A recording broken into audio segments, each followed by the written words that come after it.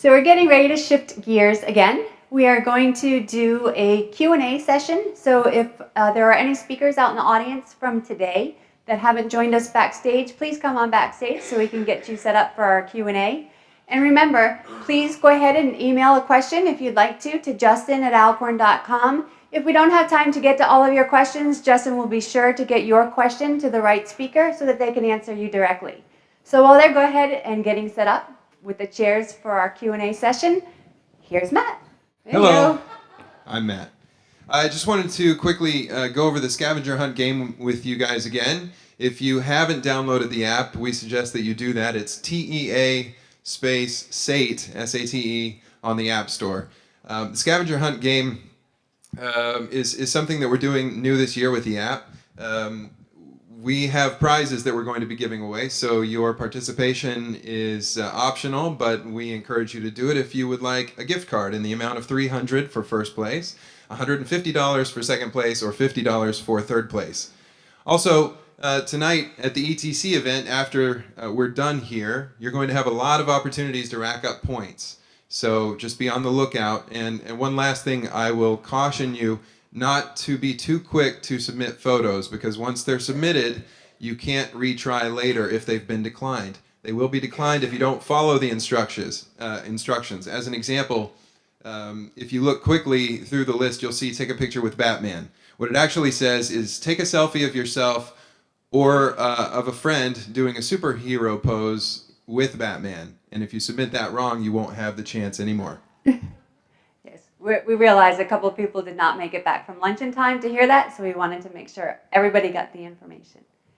Okay, good. So let's bring out our speakers for our Q&A and our segment chairs. Thank you.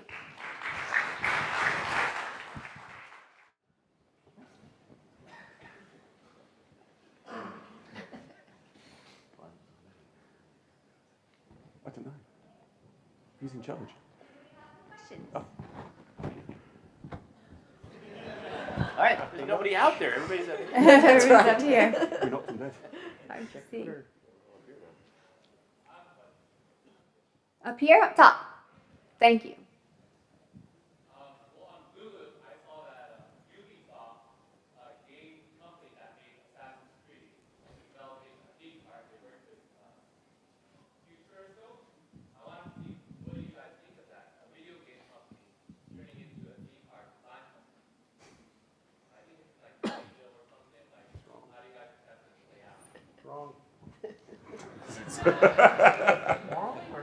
He's got a good story. Let me. I'm not really. I'm not aware of that park you're talking about, but we have started to see that kind of thing occurring, or those kind of requests in places like China and Korea. We've seen some sketchy interpretations and knockoffs to date. The IP and the rights are a big driver of this, but you know what I have, and maybe some of these other folks can help me out with that, is how to bring the folks that are at home online, bringing those same folks to the park and having that immersive experience translate from their home experience to the park experience. I haven't seen a lot of evidence of that just yet, and maybe that's something we're going to see down in the future. What I do like about the concept of bringing it into the park is it becomes more of a social experience as opposed to a you and your computer. And more and more we're seeing those great social experiences translating to theme parks. So maybe there's a way to make that happen in that regard as well. Anyone else? You know, the idea of taking a game. The idea of taking a game and making it into a theme park, that's a wonderful idea. You know, you see a lot of RFPs over a lot of years, and you start to have an understanding of your customer. And, you know, one customer, it's thought out, they know what they're doing, and you have an understanding of the levels of sophistication of the customer. Sometimes you'll get an RFP from someone, and it's a couple pages, and it has got a lot of pictures, and they say, well, just make it like Transformers. You know, it's like, well, you know, there's a few more details that you need. And so my concern would be with the game company saying, hey, can you just make this? Can you make this? You know, there's a lot between that statement and getting it out of the ground, and that's an early indicator that you're going to have a lot of trouble with this project. I have a microphone. I did see the article about that, and do you guys remember? I seem to remember it's quite small. It was not an enormous thing. It looked like it would fit in a garage. So maybe this isn't the first really big sort of combined project. But if anybody's going to do it, I think it's the people in this room. I think one of the things I'm really interested in is hearing about how the ETC is sort of bridging the gap between game design and attraction design, because a lot of it is more similar than you think. It's virtual and it's real, but places are places and sightlines are sightlines, and a lot of the design principles are really similar. I'd really like to know if you guys have had a chance to do that crossover in the work you're doing at school. I asked you a question. Anybody have an answer for him?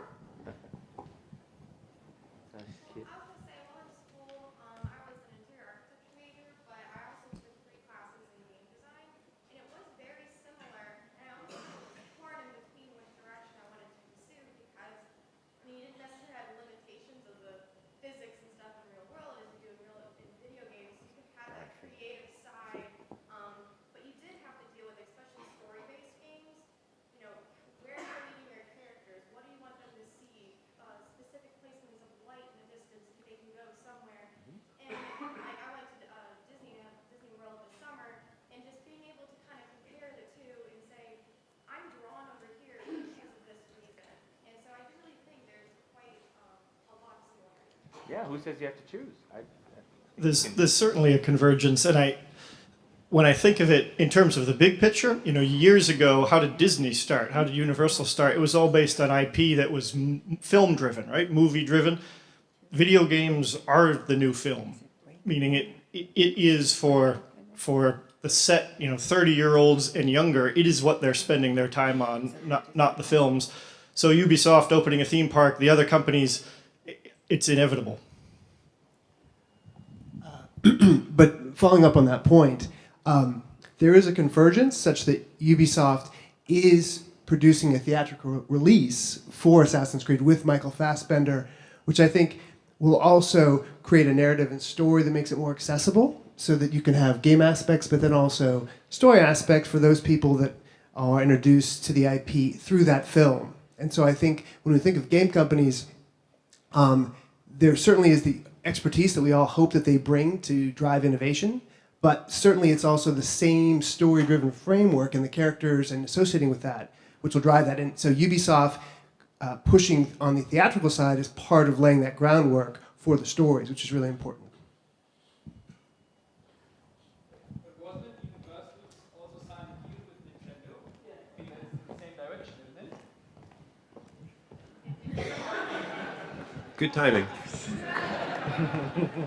Yes, that's been announced. But the comment that I was going to make is occasionally people who have no business being involved in something succeed because they don't realize that they're going to fail. And if you look back, I'll use one of our own examples. I think Steve put up a picture of Waterworld, which has been around now for decades, and folks who are more experienced in the industry fairly thought it was crazy that we would launch an airplane directly at the audience, and we didn't know any better, so we did it. And sometimes that happens, and I think that's part of being disruptive, isn't it?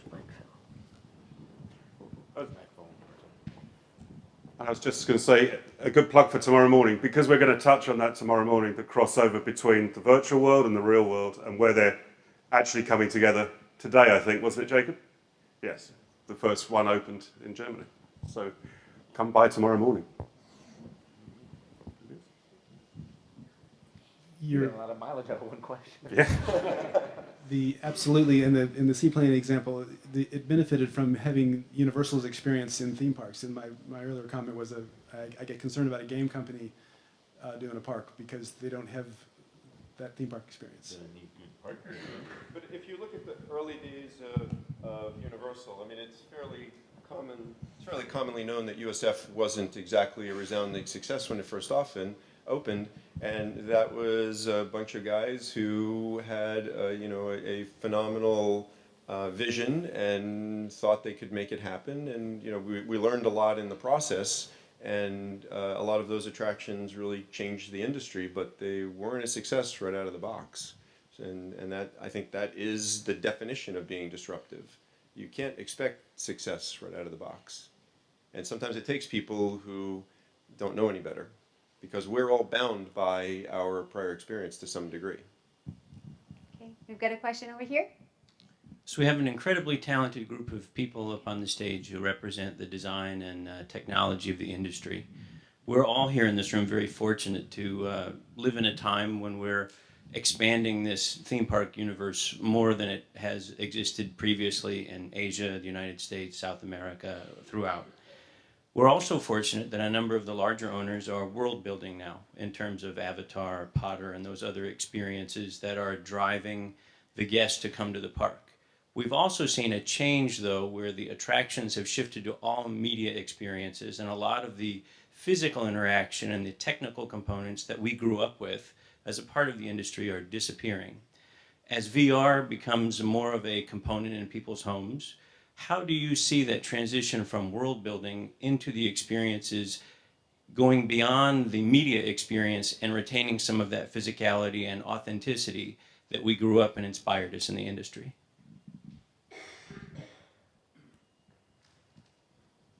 There was a question there, right? No, that was cool, Louis. Thank you. We talk about this a lot, right? We all do. I don't know about you guys. In the crudest sense, and I'm gonna piss people off here by saying it. At least at first blush, we don't see a super ton of great usage for VR in large applications in theme parks because of all the issues with capacity and sanitation, and most of all because when you put the Oculus on, you are in your own world and you don't need to go out to the park. You could stay home and do that on your sofa. So it's a terrific tool for smaller attractions or for limited things, and I really want to see what it's like when you when you get on a coaster and ride one. But for the most part, is it really cool? I bet. But what I think the next step is going to be augmented, because then you can actually build an environment, see the environment, and put cool stuff in the environment and have the best of both worlds, and that's super interesting to us. Microsoft and those guys can't do HoloLens fast enough for us.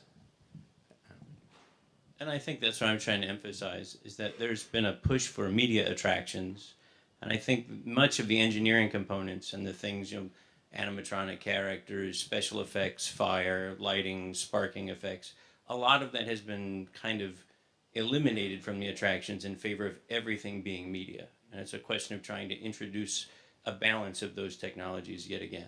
Right, at some point, just stay home and watch TV, right? There's a reason why we like it to be physical, and it has to be physical to some extent, or there's no point. So, of course, the difference between us and the video game experience is we've got the tactile input, we have the visceral experience. But I think a big piece of the trend towards a lot of media-based offerings is the fact, and you heard it mentioned a couple of times today, the real effects and the real motion is very much limited by the laws of physics and the laws of biomechanics. But the visual effects, especially with CGI, you don't need to create real special effects on film anymore like was done 30 years ago. Now with CGI, the laws of physics are kind of optional. And the audience has been trained to expect that that is reality because they see it in every film. So, so there's this dichotomy where we're all wrestling with what do we give them that is truly real, and what do we give them that's CG, because real might disappoint them because it's going to fall short of their expectation based on their experience in all of these visual systems. And that is, I won't call it a problem, that is a challenge. It is a challenge. I think that running through all of that is the fact that we're creating shared experiences, and there's something to to the fact that we're sharing a physical theme park experience or what have you with everyone else around us that's experiencing it along with us. That's something that you can't do at home.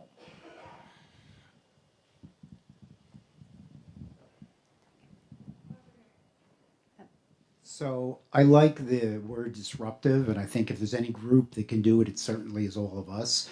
And Deanna and Linda sort of talked on the whole idea of turning things upside down. So my question goes really to the business side, is that if we as a group really want to sort of create the next crazy idea or think of some way of doing things completely different than we've been doing it for the last 20, 25 years, how do we convince the owner operators of that?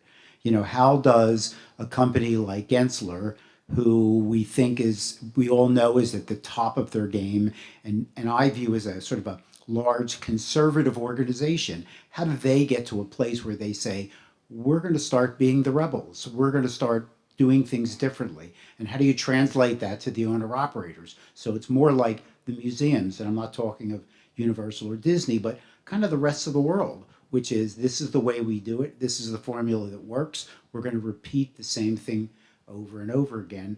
How do all of you and how do all the, the business owners convince your clients, here's a different way to look at the universe?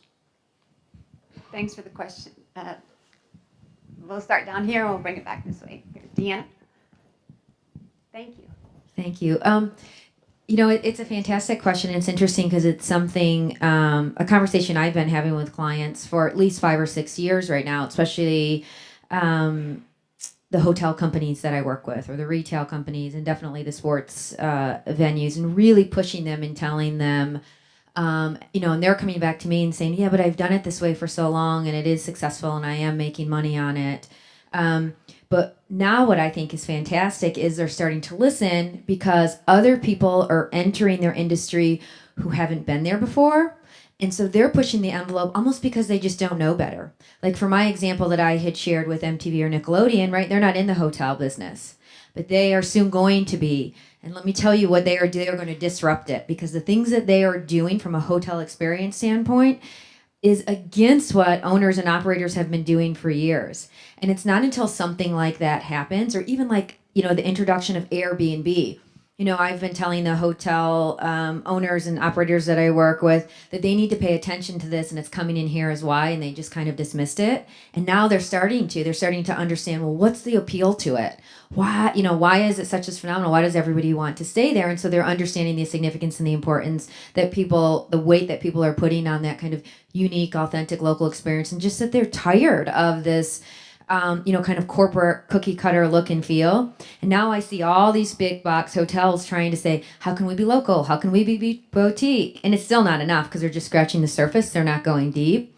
But they're going to really start to listen, and they're going to have to change things when there are these MTV hotels. And MTV and Nickelodeon are just 2 of about 8 or 10 non-traditional hospitality companies that I've been having conversations with who are looking to do it as well. So what I find is you have to have, sadly, even as many times as I tell them till I'm blue in the face, they're just kind of like, yeah, whatever, Deanna, until someone else really kind of comes and steps on their turf and disrupts it.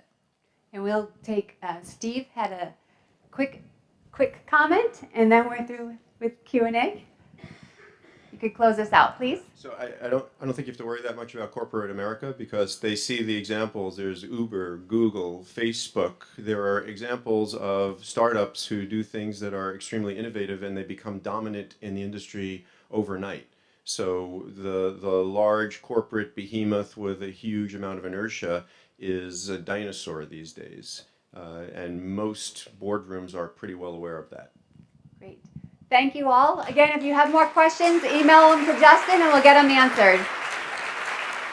Thank you. Thank you all. Thank you.